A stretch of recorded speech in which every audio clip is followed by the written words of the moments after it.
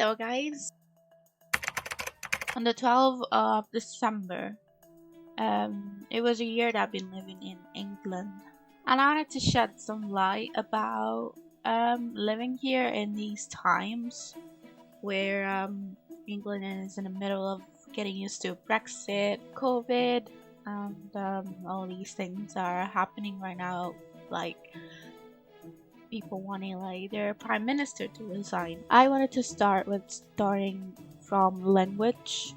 Um, I've been studying English since I was 7, and probably before that age, as far as I remember, my mom saying I used to know numbers and alphabet in English even before that.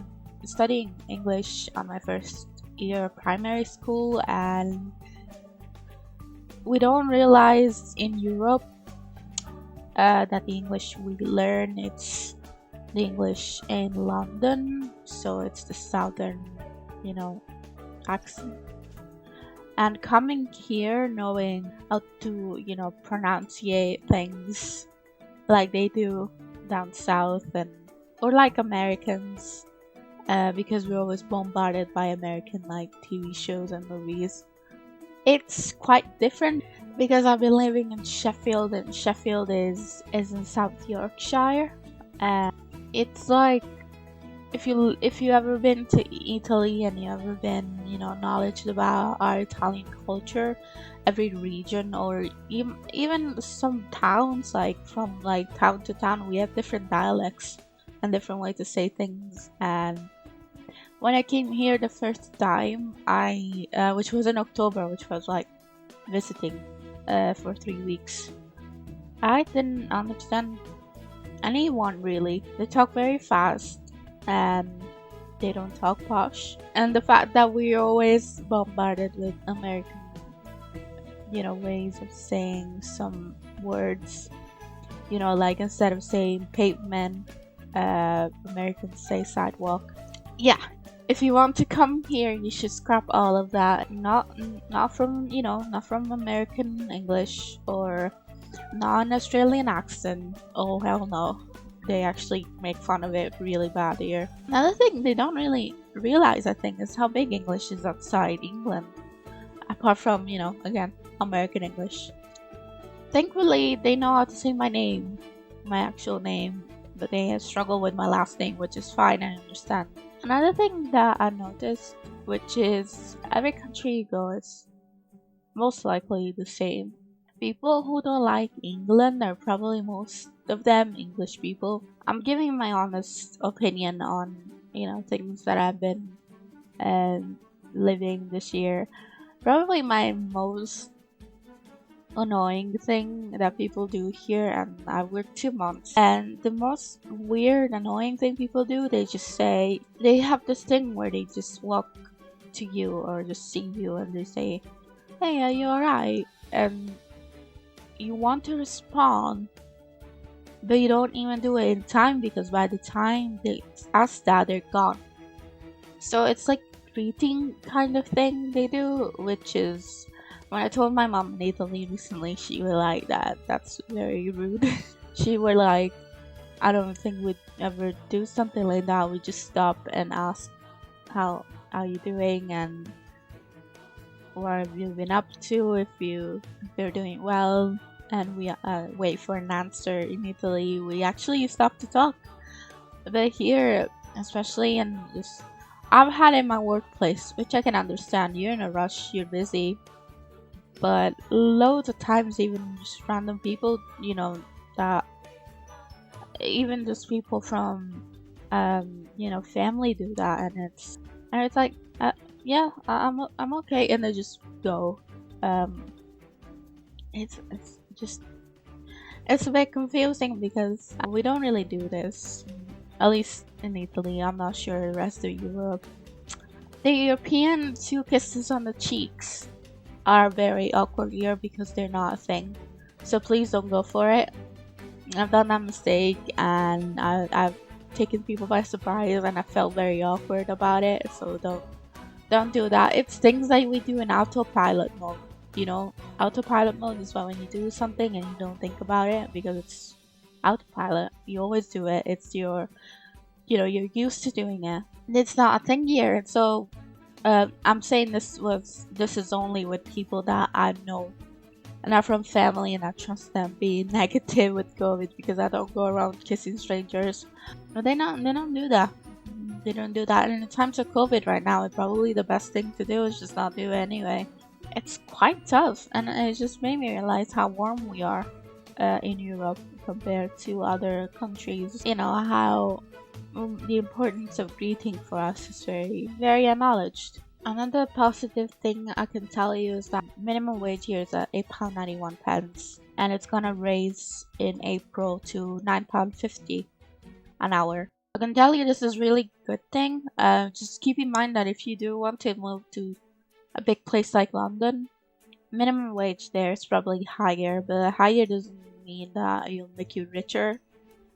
It just means that the cost of life over there is higher, and so the minimum wage is higher than Sheffield, for example, because you spend a lot more on just normal life stuff, and going shopping for food. Yeah, so minimum wage is national wise is £8.91, and it's gonna go up in April, and most places here even offer higher anyway if you're 23 years old and over. If you're younger, you can expect something lower, like if you're 16, which makes sense, because if you're living with your parents, you don't need, I guess you don't really need the necessity to make as much money as someone who just lives alone and is 25 or 26. Yeah, so that's honestly, that's a good thing.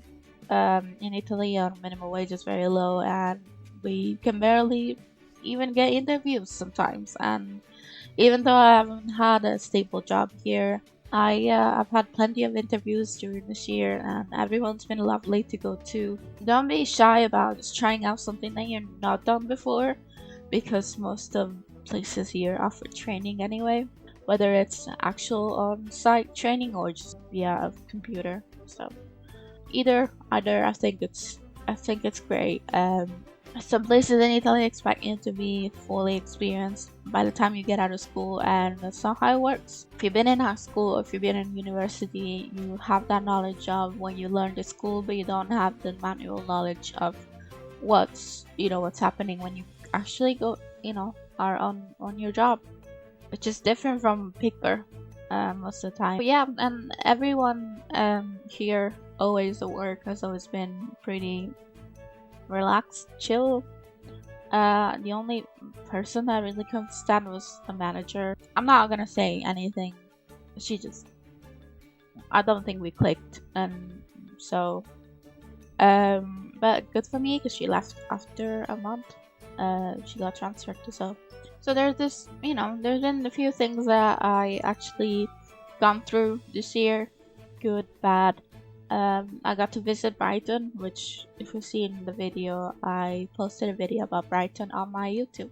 Yeah, Brighton was lovely, just very expensive. So if you plan on going there, make sure to bring at least £1,000 with you, at least. And I'm saying, even if you go into a bed and breakfast, not an hotel, just make sure you have good money. We went in May, so it was that time between spring and summer that it was very hot, very warm, but it wasn't.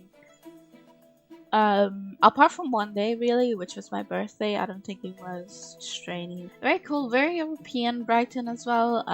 They also offer to pay for you to pay in euro, since it's very, very crowded by Italians as well. A lot of Spanish, Italian people that come from Europe. Brighton is a very inclusive place as well, so if you want to go to a safe place for you, especially if you're in the LGBTQ plus community, you should probably go there.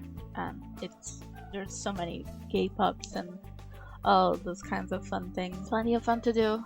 Like I said, make sure you have some money with you because you're not going anywhere there. And then other places I visited was Leeds, York, Doncaster, which are all very near Sheffield. I'd love to go and visit London at some point, maybe not this year. If you like to move here right now, I'm not sure how the paperwork works because it has changed, and when I applied for it, Brexit wasn't in motion yet. That's my alarm. Oops. I had to wait a good portion.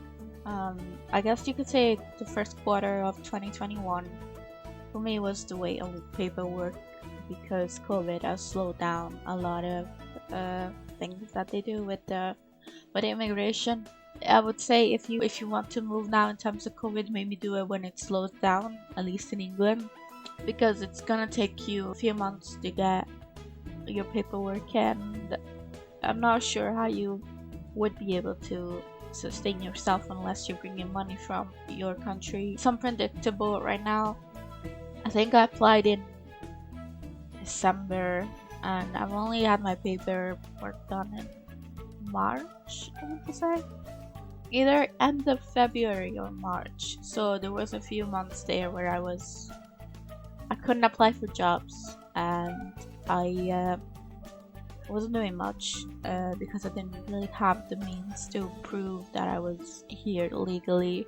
In terms of food and things like that, you're almost able to find really anything.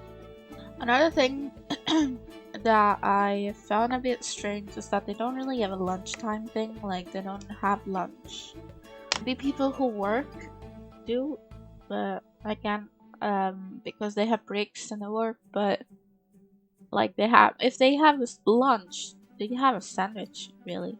And for me, coming from Italy, which we have hours to eat, we have set hours during the day that we eat, and we usually have 3 meals. It's strange. I don't think it has been that tough to adapt.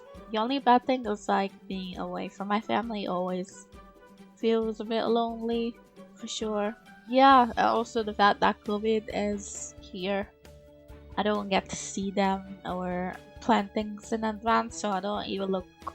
There's not that thing where I plan something and I look forward to it because it's usually done last minute because of restrictions as well, and it's a lot of hassle to do because you need to be vaccinated and you need to have negative tests done, and they cost because now you cannot use an NHS test to travel.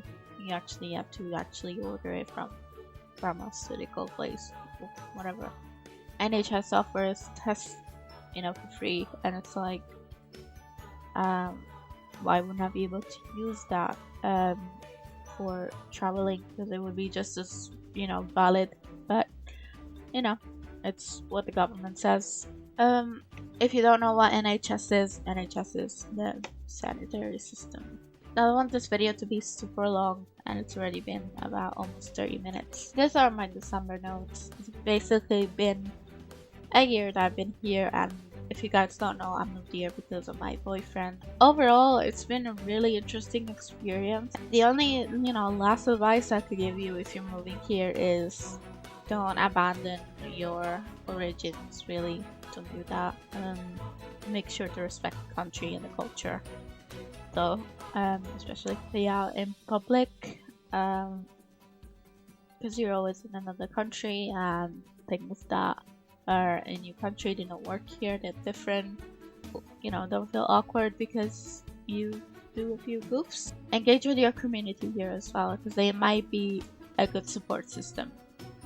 So if you're Italian, look for Italian people, Italian groups on Facebook and whatnot. They might be able to tell you a lot about where to go and what to do and what to expect, because sometimes when I don't know something, I go type in Sheffield Italians in Sheffield group, and people are able to tell me what's different here and how I can do this and that, because they've been here for longer than me. So don't be afraid to engage with your community here. Definitely come see England. I highly recommend it. I'll see you guys soon. I hope you enjoyed this video. Happy New Year to everyone, and I hope this is a good one for all of us.